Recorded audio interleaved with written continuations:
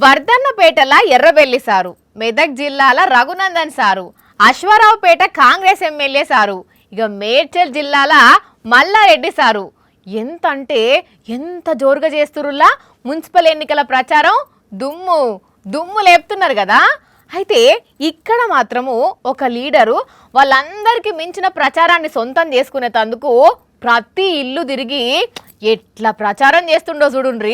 అమ్మా ఓటు వేయండి, అయ్యా ఓటు వేయండి అని ప్రతి గల్లీలా మోకాళ్ళ మీద నిలబడి ఓటు అడిగిండు భద్రాద్రి కొత్తగూడెం జిల్లా ఇల్లందుల ఇంకో ఈ బీజేపీ లీడర్ అన్న పేరు శివశంకరు, భద్రాద్రి కొత్తగూడెం జిల్లా 1వ వార్డు నుంచి పోటీ చేస్తున్నాడు.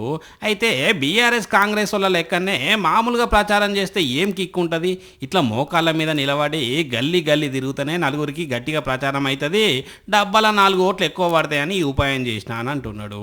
ఇటు సిద్దిపేట జిల్లా హుస్నాబాద్ 1వ వార్డులనేమో మంత్రి పొన్నం సారు కాంగ్రెస్ కార్యకర్తలతో కలిసి జోరుగా ప్రచారం చేసి చెయ్యి పార్టీకి ఓటు వేయాలని చేతుల చేయి పెట్టి అడిగిండు.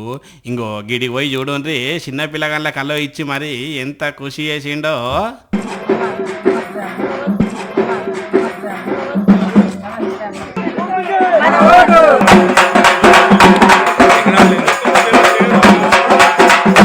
ఇక ఇది ఇటు ఉంచితే ఇటు జగిత్యాల జిల్లాలోనేమో ఎమ్మెల్యే సంజయ్ వర్గము జీవన్ రెడ్డి వర్గాల నడుమ బీఫామ్ విషయంలో లొల్లి అయితే ఒకరినొకరు నెట్టేసుకున్నారు. ఇంకో ఇట్లా నడుస్తున్నాయి ఇలా మున్సిపల్ ఎన్నికల ప్రచారాలు.